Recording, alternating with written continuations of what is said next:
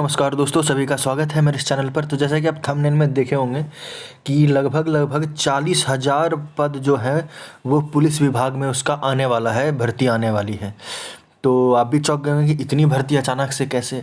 तो इसी से संबंधित एक जानकारी आई है, आज एक न्यूज़ आया है अखबार में, उसी चीज़ को हम लोग डिस्कस करते हैं और वहीं पर ये चीज़ मेंशन है। मैं आपको दिखा दूंगा, ठीक है। तो चलिए देखिए, न्यूज़ असल में क्या है। न्यूज़ ये है कि, ठीक है, आप ये देखिए, एसके सिंघल जी ये जानकारी दे रहे हैं कि सिपाही भर्ती में 3 बारी चेहरा व बायोमेट्रिक मिलान होगा। जैसा कि आप सभी लोगों को पता है कि बिहार के यहाँ पर जो भी एग्ज़ाम होता है, परीक्षा होता है, उसमें जो सबसे बड़ी चुनौती होती है वो होती है नकल की, यानी कि चीटिंग की। आप अक्सर सुनते हैं यहाँ के बिहार के एग्ज़ाम में कि कहीं नकल हो जाता है, कहीं कुछ लीक हो गया पेपर, है ना, या फिर एक छात्र के लिए कोई दूसरा छात्र आकर के एग्ज़ाम दे करके चला जाता है, सिलेक्शन सब हो जाता है।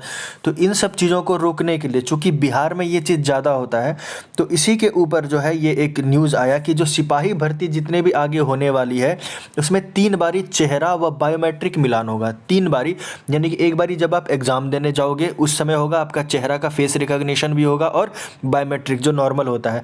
उसके बाद जब आप पीटी देने जाओगे, मतलब कि पीईटी दोगे, जो फिजिकल जो दिया जाता है, उसके बाद जब आपका ज्वाइनिंग होगा, तो इस तीनों चरण में आपका चेहरा और बायोमेट्रिक का मिलान किया जाएगा, ठीक है।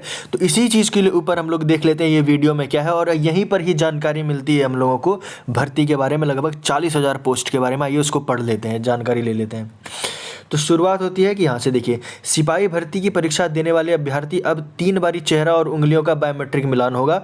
परीक्षा में पारदर्शिता लाने के लिए, धांधली रोकने के लिए केंद्रीय चयन परिषद सिपाही भर्ती ने यह बदलाव किया है। परिषद के अध्यक्ष एसके सिंघल ने शनिवार को प्रेस वार्ता में परीक्षा में होने वाले तकनीकी बदलावों की जानकारी दी है, ठीक है। उन्होंने बताया कि परीक्षा में नकल कैसे रोकी जाए, पारदर्शिता कैसे बढ़े, इसको लेकर उत्तर प्रदेश भर्ती बोर्ड के वरीय अधिकारियों के साथ बैठक की गई।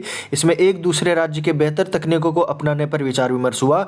अभी तक सिपाही भर्ती परीक्षा में अभ्यर्थी सिर्फ और सिर्फ क्या करते थे, अंगूठे के निशान के जरिए बायोमेट्रिक के मिलान की जाती थी, मगर अब चेहरे की पहचान यानी कि फेस रिकॉग्निशन भी किया जाएगा। यह 3 बारी होगा, पहली बारी लिखित परीक्षा के समय, दूसरी बारी पीटी के बाद और फिर अभ्यर्थी नौकरी ज्वाइन करने के समय, ठीक है। सबसे पहले जो ये वाला सिस्टम है वो लगेगा मद्य निषेध सिपाहियों की बहाली के ऊपर। जैसा कि आप सभी लोगों को पता है, कई बच्चे इसकी तैयारी भी कर रहे होंगे, फिजिकल की भी तैयारी कर रहे होंगे, तो उनके ऊपर ये चीज़ लगने वाला है।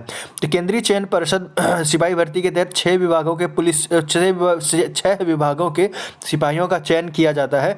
हाल ही में राज्य सरकार ने 67,735 पदों पर पुलिस की बहाली स्वीकृति दी है। इनमें सिपाही व समकक्ष के 22,010 एवं सिपाही चालक के 5500 पद शामिल हैं। इसके अलावा डायल 112 के तहत चालक सिपाही के 2353 और सिपाही के 9992 पद पर नियुक्ति होनी है। इसके लिए अलग अलग चरण में भर्ती की सूचना निकाली जाएगी। एसके सिंघल ने बताया कि वर्तमान में सबसे पहले मद्य निषेध सिपाहियों के 689 पदों की बहाली प्रक्रिया पूरी की जाएगी। इसके लिए आवेदन आमंत्रित किए जा चुके हैं। इसके बाद जैसे तैसे पुलिस के अन्य विभागों से सिपाही बहाली का प्रस्ताव आएगा, आगे की प्रक्रिया अपनाई जाएगी, उसमें जो भी ये वाला सिर्फ चीज़ है, ठीक है।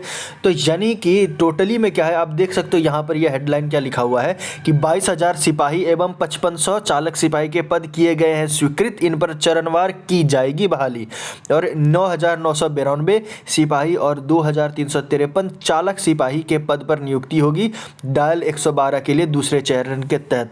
जैसा कि मैंने पहले अपना एक वीडियो डाला था, प्रीवियस वीडियो ही मेरा है कि डायल 112 के तहत लगभग 7808 शायद पद हैं, उसमें वो स्वीकृति दी गई। उसका जो नोटिफिकेशन वो भी आने वाला है, वो पहले चरण के तहत, ये दूसरे चरण के तहत है। तो यानी कि आपके आने वाले समय में बहुत सारी पुलिस की भर्तियां होने वाली है, ठीक है।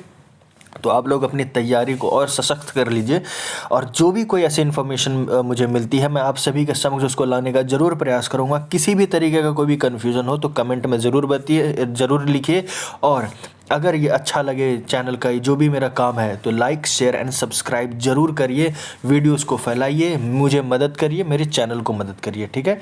तो मिलते हैं किसी अगले वीडियो में किसी और अच्छे जानकारी के साथ, तब तक के लिए जय भारत, जय हिंद।